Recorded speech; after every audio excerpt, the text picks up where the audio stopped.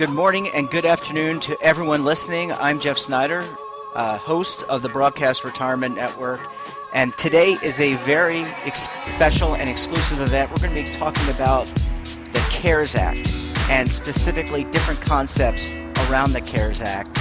And I'm very pleased to be joined by two great contributors, David Levine, Kevin Walsh. Both are principals with the Groom Law Group. That's an employee benefits firm based in Washington, D.C.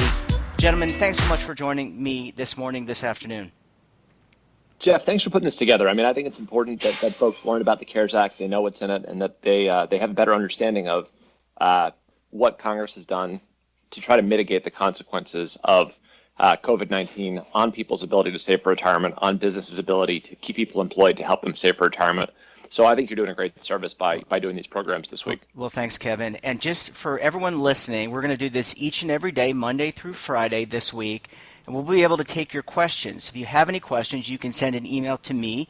That's jeff@broadcastretirementnetwork.com. And you can also find that on the graphic that accompanies this episode. So, Kevin, I want to start with you, and we'll bring David into the conversation as we go. And this will be about a 15 to 20-minute segment.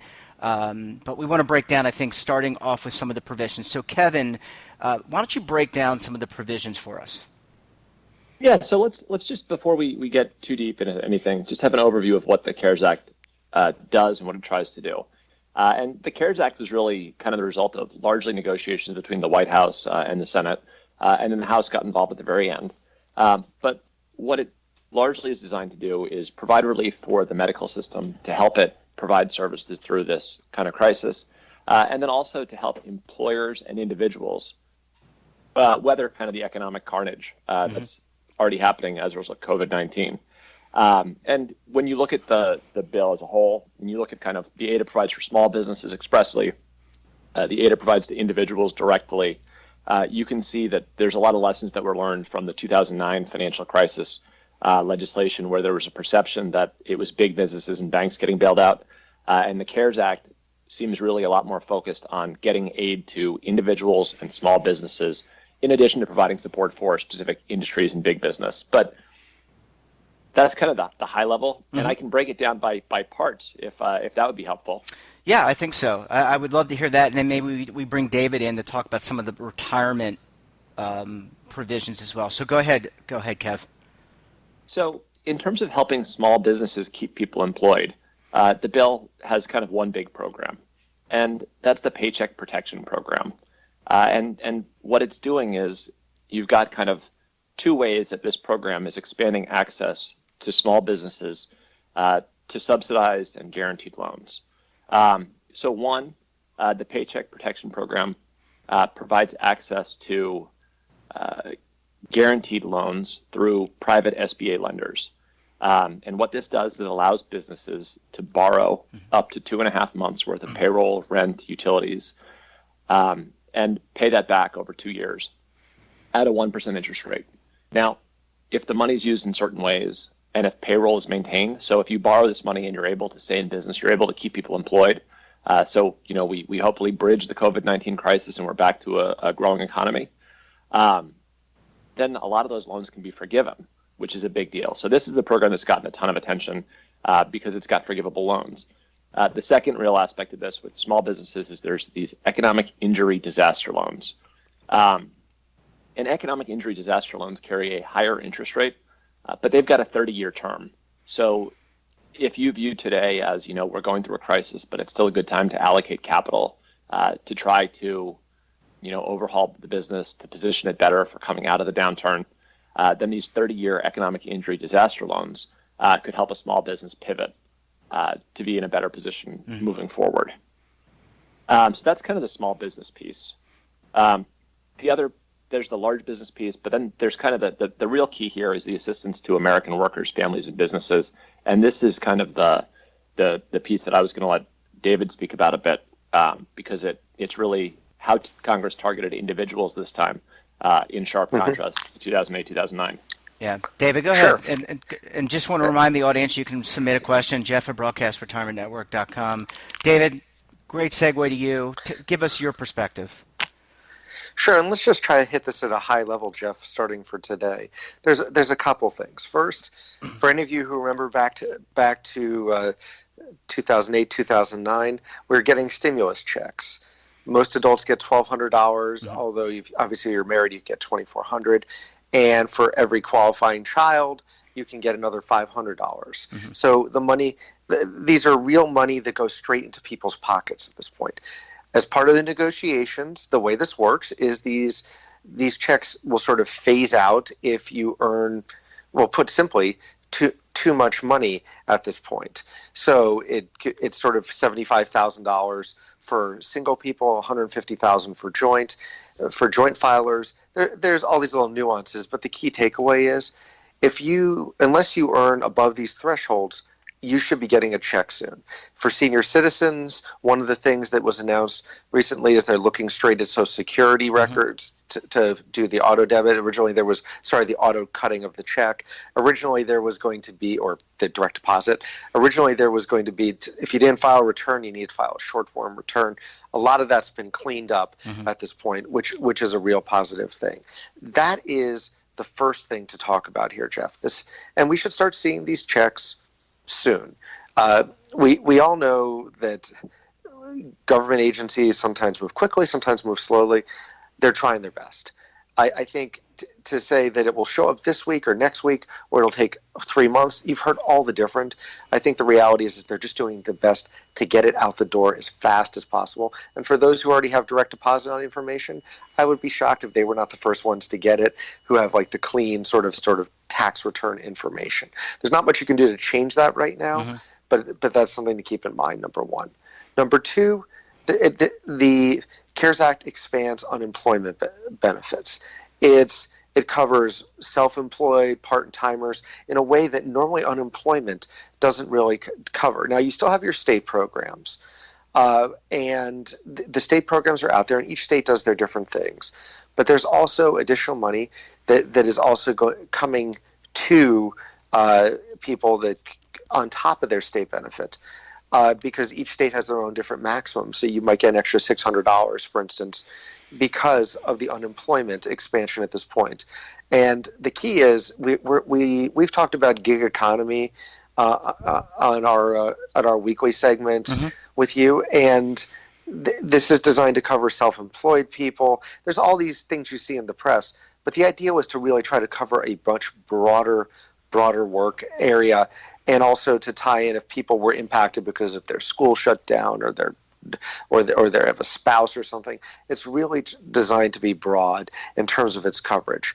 And the bill and the law was designed to expand the period, so you get many more weeks than you would have gotten originally on unemployment.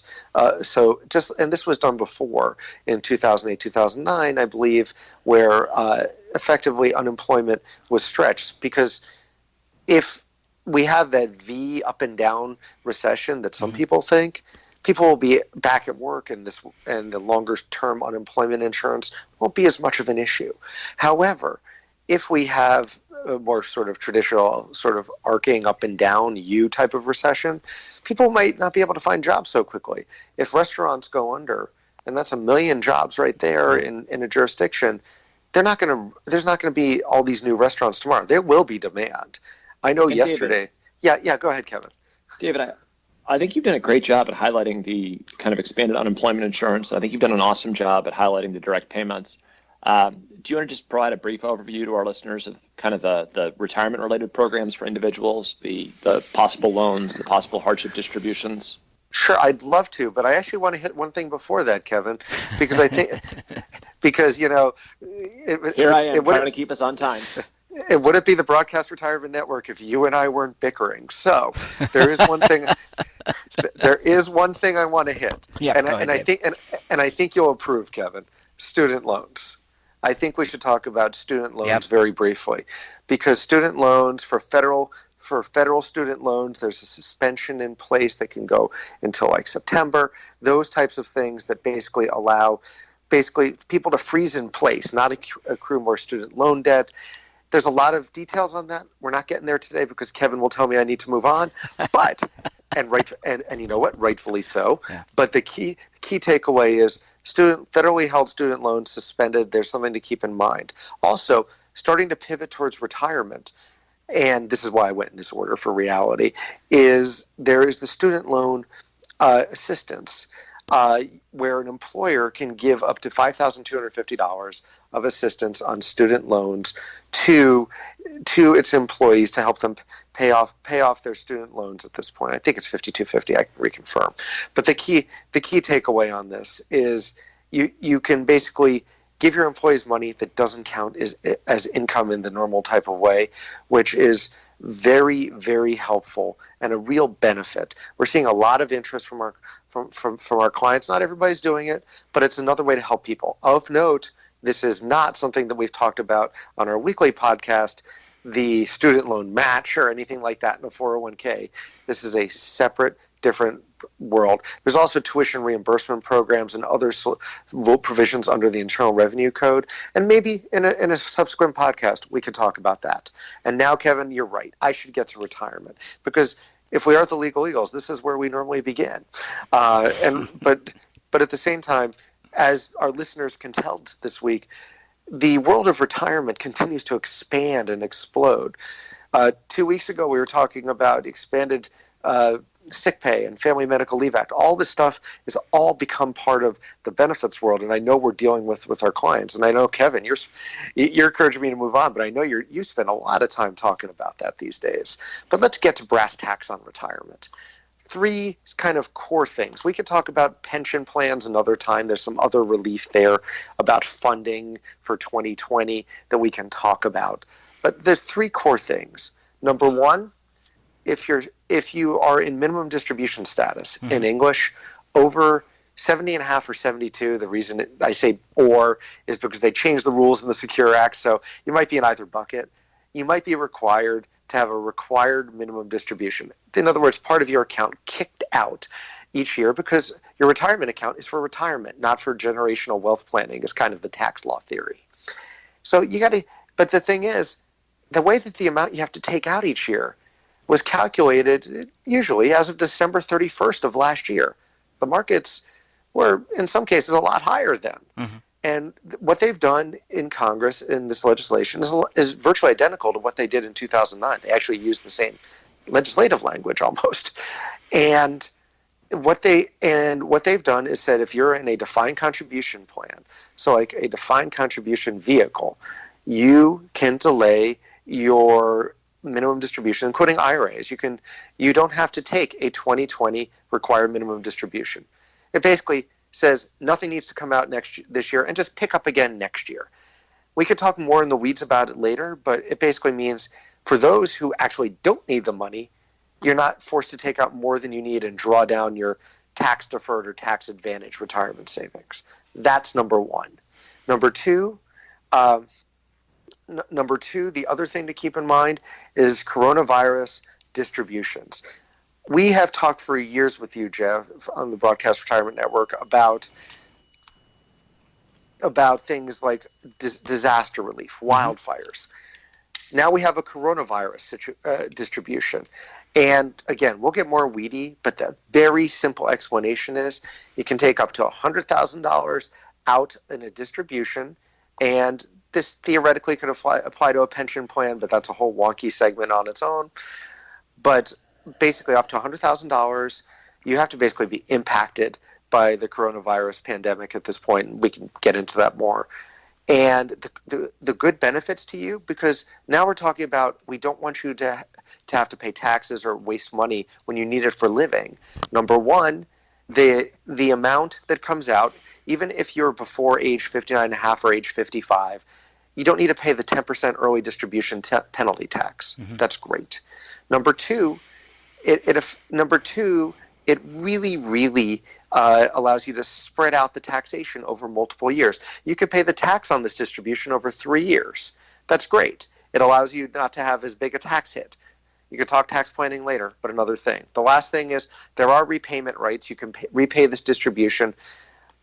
There's debate among lawyers, but we think because of guidance under the Katrina relief, that arguably your plan doesn't have to allow you to repay it, but you could repay it to an IRA. You could repay it somewhere else.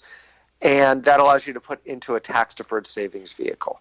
So there are some real benefits. The last quick item, just to talk about, is coronavirus loans. Just like some of the disaster relief, you can do up to $100,000 instead of $50,000, and it can be up to your full account balance. So, Kevin, I know I ate up a lot of our segment. Thanks for indulging me. That was great. I think I'll really quickly highlight then, we've done small businesses, we've done individuals, big businesses, and this is going to be, they're going to get the short shift today, so we'll probably talk more about them later this week. But there are tax credits that are available for keeping people employed if your business is shut down due to a local government order, or partially shut down due to a local government order related to coronavirus, or if your revenue is decreased by 50% or more. You also have the ability to defer your payroll tax payments to the government, the employer side, until 2021 and 2022. And then for certain industries, airline in particular, there are kind of big government loan programs, and they have an impact on retirement in some ways where they limit executive compensation. And then in terms of the individuals and employment assistance, if you take those loans, there's restrictions on the amount you're allowed to cut headcount. So we'll talk more about all these later this week. We're interested in what your listeners are interested in. Yep.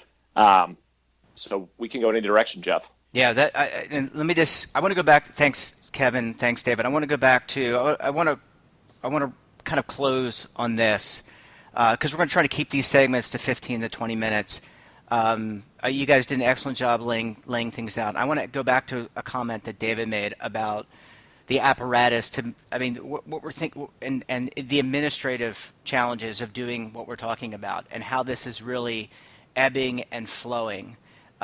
Things are changing probably as we speak. Administratively, there are challenges. So we need to give people in government, whether it's the federal government, the state and local governments, the opportunity to enact these things. We are doing things at such a large scale. So I want to just echo what David said, and I just how important it is to be mindful of that and be patient in terms of payments and checks and things like that.